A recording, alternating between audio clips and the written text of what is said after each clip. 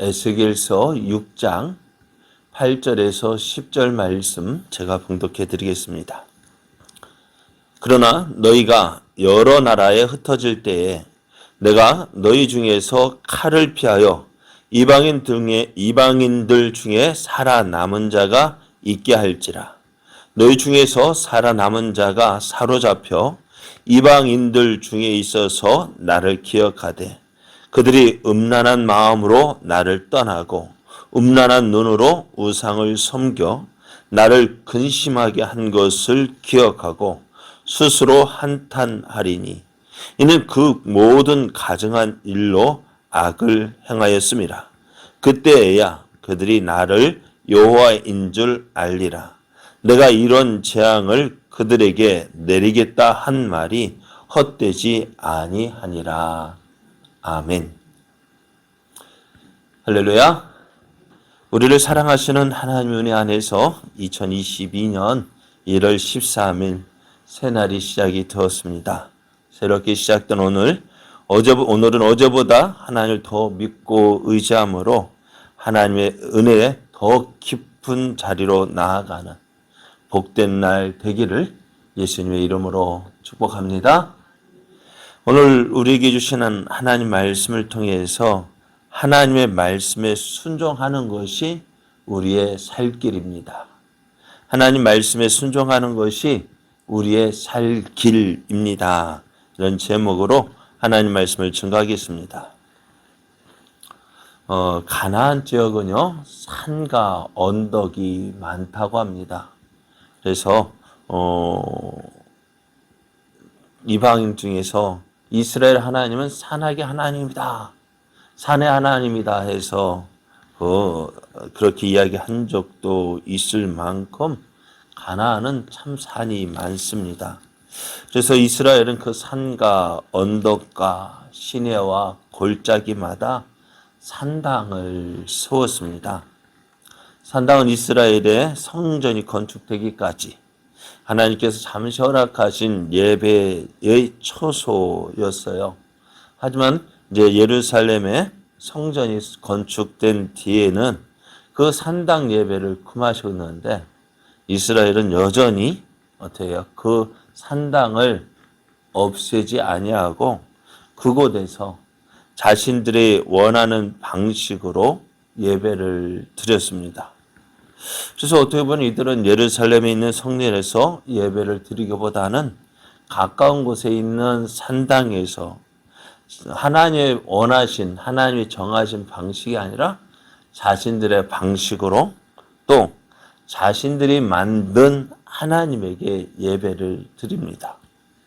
그러다 보니 산당에서 드린 예배는 하나님과 관계가 없는 예배가 되었고 결국에는 이 산당은 하나님께서 가증하게 여기시는 우상 숭배의 원천이 되고 말았습니다. 하나님은 이스라엘을 심판하시면서 이 산당을 멸하신다 말씀하십니다. 저들이 그토록 귀하게 여겼던 제단이 항폐하게 되고 분향 제단들이 깨질 것이고 또 이곳에서 우상을 섬겼던 저들은 그곳에서 죽임을 당하여 저들이 섬기던 우상 앞에서 엎드려지게 될 것이다 라고 말씀해요.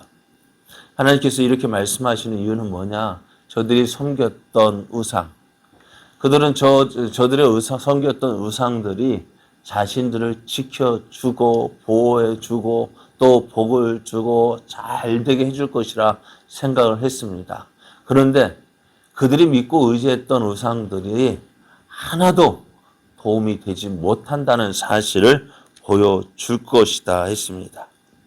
그래서 그때가 되어서야 이스라엘은 저들이 멸시하고 듣지 않았던 말씀하시는 하나님이 여호와이신 줄 알게 될 것이다 라고 말씀하십니다. 그래서 이스라엘은 하나님의 심판을 받습니다. 저들은 하나님께서 말씀하신 대로 3분의 1은 예루살렘 성읍에서 전염병과 기근으로 멸망하게 되어지고 3분의 1은 바벨론 군사의 칼에 의해서 엎드려지게 되고, 또 나머지 3분의 1은 하나님께서 사방에 흩어버리는데, 그냥 흩어버리는 것이 아니라 하나님의 칼이 그 뒤를 따라가며 그들을 심판하실 것이다 라고 말씀해요. 이스라엘은 이런 하나님 심판의 말씀을 이전의 선지자들을 통해서도 들었어요. 그런데 이스라엘은 하나님 말씀을 무시합니다. 왜요? 우리는 선민인데, 하나님의 선민인데, 아브라함의 자손인데, 또 예루살렘에 성전이 있는데 하나님께서 우리를 버리시지 않을 것이다. 그래, 많은 사람들이 그렇게 생각해요. 내가 예수님을 믿고 있는데, 내가 하나님의 자녀인데 하나님께서 내게 어떻게 심판하셔? 참 우리가 조심해야 될 생각이 그거예요. 구원의 확신은 확실한 건 좋은데요, 구원 받은 것에만 확실한 것이 아니라 내 삶이 정말 하나님이 기뻐하시는 삶을 살고 있는지 확인해야 돼요. 내가 정말 하나님이 기뻐하시는, 하나님이 원하시는 모습으로 살아가고 있는지 나를 확인해보고, 어떻게 확인하느냐? 말씀의 거울에 비춰서 확인을 해야 돼요. 많은 사람들이 이거에 대해서 나는 오랫동안 다녔기 때문에, 내가 직분이 있기 때문에, 내가 교회 봉사한 게 얼마나 많은데, 아니요. 그건 하나의 부수적인 것이고, 날마다 내가 하나님 앞에서 온전히 서 있는지 확인을 해야 합니다. 그런데 이스라엘 어떻게 했어요? 하나님 말씀 무시했어요. 하나님 말씀 듣지 않았습니다. 오히려 자신들의 잘못을 지적하는 선지자들을 어떻게 했어요? 책망했어요. 어디까지? 이제 예수님께서 오셔서 십자가에 못 박히신 이유가 뭐예요? 서기관과 대제사장들, 종교 지도자들이 예수님을 시기했잖아요. 왜 시기했어요? 백성들이 자기들보다 예수님을 더 따르기 때문에, 또 예수의 말씀이 자기들의 잘못들을 말하고 있기 때문에. 그럼 어떻게 해요? 그들은 예수님을 죽였어요.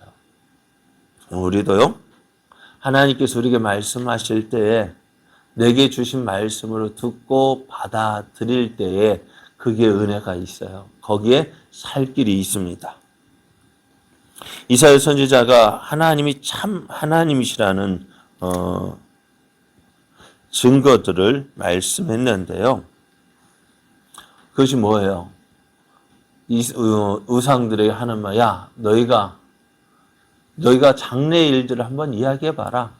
장래에 일어날 일들을 이야기해보고 그것이 어떻게 되는지 한번 지켜보자.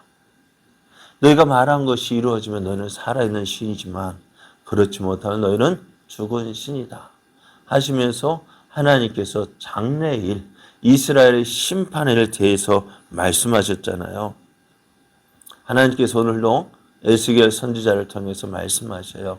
예루살렘의 심판, 하나님이 어떻게 심판하신 것이 말씀하시고, 이제 그 말씀이 어떻게 되는지 이제 지켜보는데요. 오늘 본문에는요, 참 하나님은 그러신 것 같아요. 다 멸망시킬 것 같으면서도 그 중에서도 하나님의 사랑을 말씀하셔요. 하나님께서 이스라엘을 심판하시고 그들을 사방에 흩으신다 하셨어요. 그리고 그 흩으신 그들을 어떻게 해요? 하나님께서 칼을 빼들고 뒤쫓으신다 하셨어요. 그러니까 이방에 포로 잡혀가는 것이 끝나는 것이 아니라 그 뒤를 따라가면서도 저들을 심판하시겠다 했어요. 그러니까 어떻게 해요? 구원받는 자가요, 그리 많지 않다는 것입니다. 하나님께서 칼을 빼셔서 그들을 쫓아가시며 심판하시는데, 그런 가운데서도 하나님의 심판의 칼을 피하여 이방인들 가운데 살아남은 자가 있을 것이다 라는 희망의 말씀, 소망의 말씀을 주셔요. 하나님은 하나님의 진노 가운데서도 긍휼을 베푸셔서 남은 자를 두시겠다 하십니다. 이들은 포로로 잡힌 자 가운데서 이제 이스라엘이 망하고 예루살렘 성이 함락되어지고 포로로 잡혀가고 그러면서 그 가운데서 어떻게요? 하나님이 그 포로로 잡혀가 고통당하는 가운데서 하나님을 기억하게 될 것이다 하십니다. 우리가 왜 이런 일을 당했을까? 왜 우리가 이런 어려움을 당하고 있지? 우리가 전에는 하나님의 복과 하나님의 은혜를 받았는데 왜 우리가 지금 이렇게 이방의 포로로 잡혀와서 이런 고생을 할까? 그런 고난을 당하는 가운데 하나님을 기억하게 될 것이다. 그래서 이들은 자신들이 하나님을 버리고 우상을 섬김으로 하나님을 근심하게 한 것을 알고 한탄하게 될 것이다 라고 하나님 말씀이에요. 왜 이들은 그럴까요? 왜 이들은 그 고통당하는 가운데서 한탄하며 왜 한탄하냐? 그들을 사랑하셔서 그들을 부르시는 하나님을 거절했기 때문입니다. 하나님께서 부르실 때 수많은 선지자들 보내서 돌아오라. 그렇게 부르실 때 회개하고 돌이켰더라면 이런 고생하지 않았을 거잖아요. 그죠? 그때 말씀을 들었더라면. 그래요. 어렸을 때 자주 말씀드린 아이가 가만히 있다고 어머니한테 혼났을 때, 회초리를 맞았을 때 다른 것 때문에 슬픈 것이 아니라 어머니가 나를 때렸다는 것에서 많이 슬퍼요. 놀라고 슬퍼요. 엄마가 어떻게 나를 때려? 그죠? 몰랐어요. 그런데 그렇게 그냥 때린다고 해도 그냥 일방적으로 때린 것이 아니잖아. 그냥 생각나 그 앞에서 때린 것이 아니라 어때요?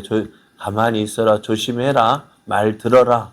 경고하고 또 경고하고 몇 번 경고하다가 회초리를 들잖아요. 오늘 하나님도 어느 날 갑자기 이스라엘 심판하신 것이 아니라 그들을 향한 하나님의 경고의 말씀을 주셨고 그래도 그 경고의 말씀을 주셨음에도 듣지 않으니 어떻게 해요? 하나님께서 오늘 심판을 하셨던 거예요.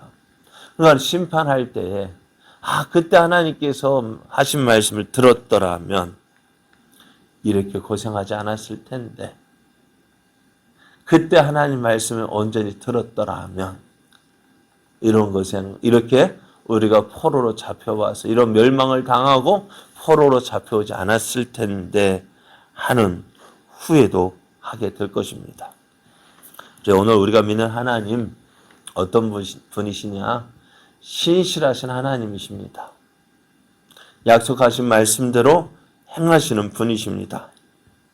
그렇기 때문에 오늘 우리가 하나님 말씀에 귀를 기울여야 합니다. 하나님께서 우리에게 말씀하시는 이유는요. 그 말씀에 우리의 살 길이 있기 때문입니다. 하나님의 말씀은 말씀하신 그대로 이루어집니다. 그 말씀하신 대로 이루어졌을 때에 말씀하신 분이 하나님이라는 사실을 알게 된다면은 그때는 이미 때는 늦은 거예요.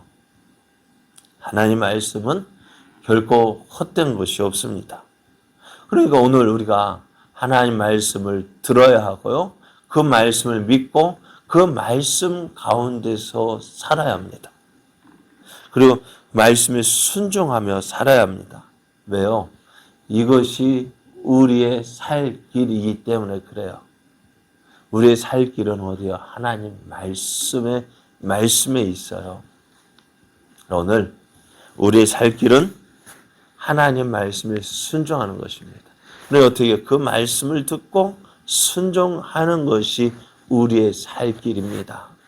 내 생각대로 내 마음대로 살아가는 것이 아니라 하나님 말씀을 듣고 그 말씀에 거하며 그 말씀에 순종하며 한 걸음 한 걸음 나가는 것이 우리들의 살 길이고 우리가 또 잘 되는 길이고 형통하는 길이고 또 하나님의 영광을 나타내는 길입니다. 오늘 하루도 오늘 주신 말씀을 기억하면서 우리의 살 길은 하나님 말씀에 순종하는 것임을 믿고 이 말씀에 순종함으로 하나님께서 주시는 놀라운 복, 놀라운 은혜, 또 생명, 더 좋은 것을 주시는 그 풍성한 하나님을 경험하는 복된 날, 복된 삶 되기를 예수님의 이름으로 축복합니다.